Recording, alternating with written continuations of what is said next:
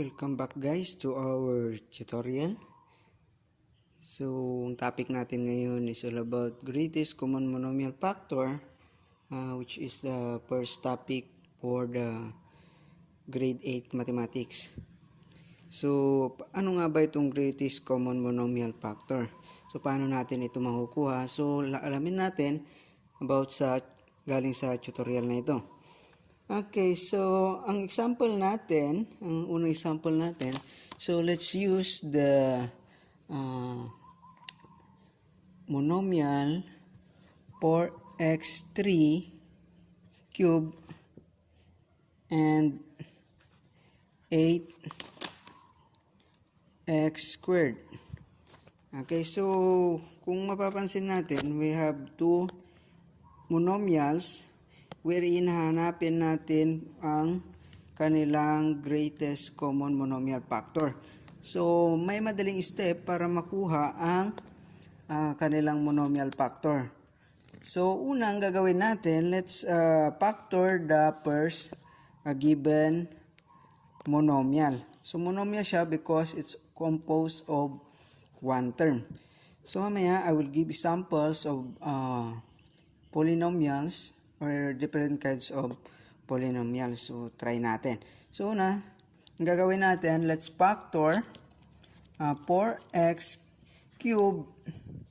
So, ang factor niyan ay, so, una, titignan natin itong numerical coefficient, then the literal coefficient. So, ang numerical coefficient natin ay 4. Therefore, ang factor ng 4 ay 2 times 2. Okay, so na-factor na natin itong 4. Then, next is ipapactor natin itong x cube. Okay, so ang factor niyan, so that is equivalent to times x times x. So, kung mapapansin nyo, tatlong x dahil x cube siya mga kaibigan, no? Okay, next. So, let's factor 8x squared. So, itong next given natin, 8x squared. So, yan. Papactor natin, that is equal to 2 times 2 times 2. So, 2 times 2 is 6 times 2. 2 times 2 is 4 times 2 is 8. Okay, so then x squared, that is equal to x times x. Okay, so kung mapapansin nyo, na-factor na natin. So, hanapin natin yung common sa kanila. So, anong common dito sa first given at second given? So, meron tayong factor na 2 at saka isa pang pares ng 2. Okay, then sa x, we have x and x. Okay, so ang gagawin natin dyan, we just combine or multiply natin yung mga nakuha nating common factor. So that is equivalent to 2 and equivalent to 2. So 2 times 2, that is 4. Then, let's multiply x times x, that is x squared. Okay. Then, ang naiwan, so this is now our common monomial factor. Another example is 2x plus 6. Okay, so let's see, this is, mapapansin natin, yan ay binomial. So we have our first term and the second term. So it's divided by the, or separated by the operation addition. So, first, tinatawag natin siyang binomial. So, paano natin kukunin ang common monomial factor dito sa binomial na ito? First, ang gagawin natin is, we are going to get the factors of the first term. So, 2x, ang factor niyan, 2x, that will be 2 times x. Then, how about this one? 6. The factor is 2 times 3. Okay, kunin natin ang common monomial factor which is 2. Then, our common monomial factor is 2.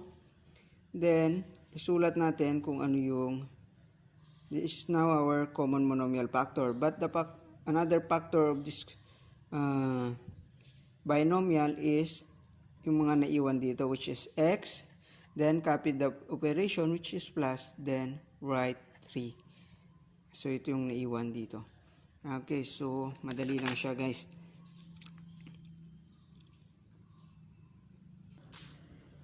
Okay, another example is x cubed minus 4xy.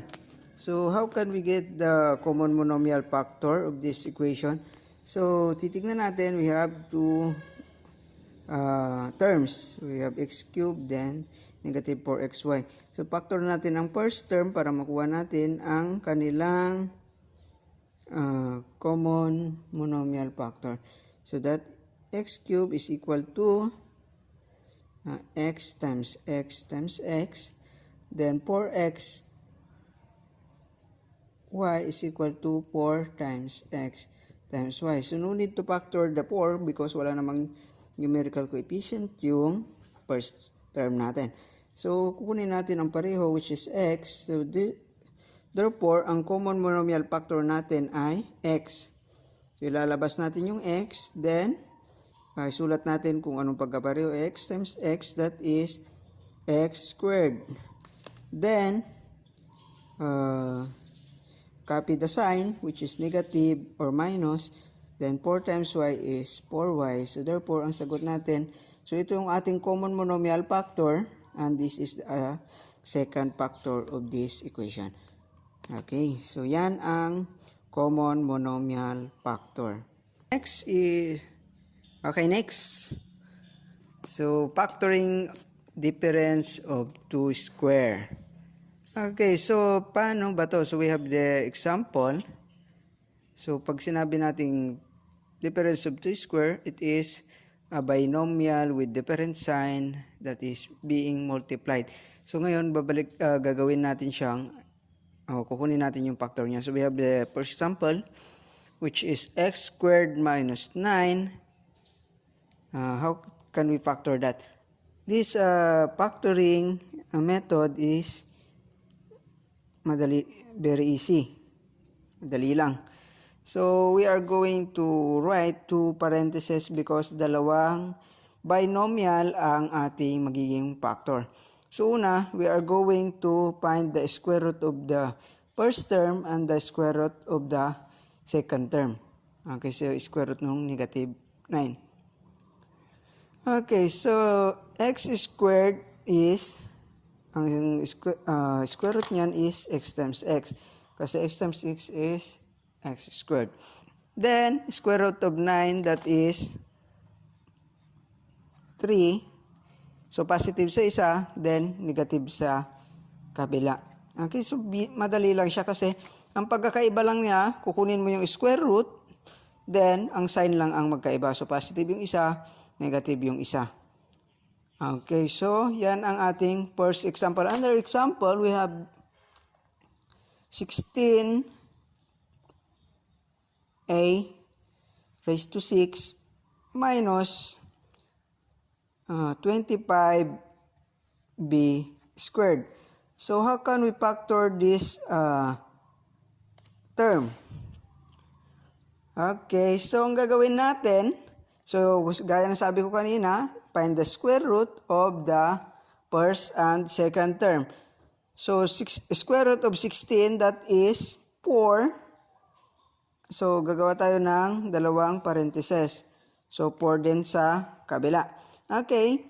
Then, square root of a raised to 6, that is, parang divide mo lang sa 2. Yung exponent niya na 6, divide mo sa 2, that is a raised to 3. Ganon din ang isulat natin sa kabila. Then next, factor, kunin natin tong square root of 25, which is 5. Then, square root ng b divide sa 2. 2 divided by 2, that is b or 1. b raised to 1 or b. So, anong nakalimutan natin? So, nakalimutan natin to write the symbol which is, gaya ng sabi ko kanina, baliktad sila ng operation. Positive yung isa, then negative yung isa. Okay, so that is the method on how to factor difference of two squares. So, tandaan na kapag perfect square ang ating terms, then it is separated by the operation minus or minus operation.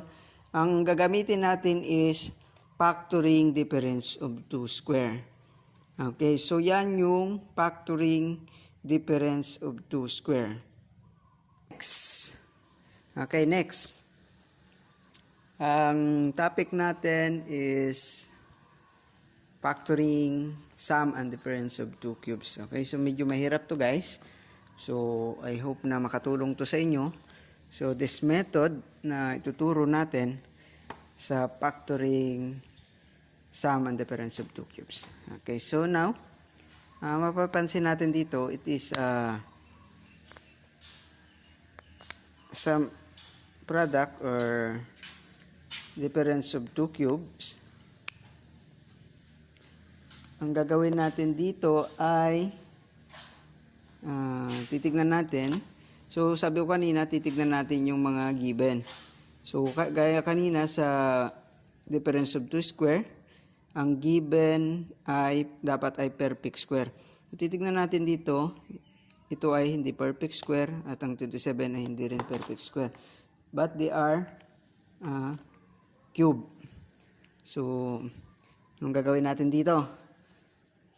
So, ito, kunin natin yung first factor nila, which is x minus 3.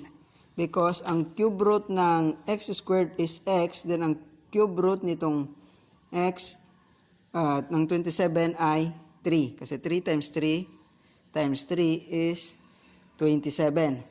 Okay, now, so paano ito na yung first term natin. So, paano natin makukuha ang first term? So, simply, gagawin natin ito ay, so, i-double natin tong first term, which is x squared, then palitan natin ng symbol to, magiging positive, then 3 times x, combine natin, that is 3x, then cube natin to, ay squared natin, rather. So, negative times negative, that is positive 9. Okay, so yan. Okay, mabalik tayo. So, kanina, paano nakuha itong x3? So, clarify natin, no? Ang x minus 3 ay nakuha natin dito. So, ang cube root, so, kunin natin yung cube root. So, ang cube root niyan is x, ng x cube is x. Then, ang cube root ng 27 is 3. Then, just copy the sign. So, ito naman. Paano natin nakuha? So, makukuha natin yan by doubling or square natin itong first term which is x.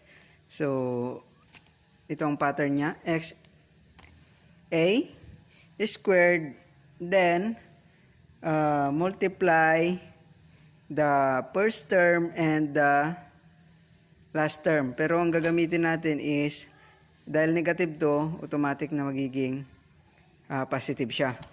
So,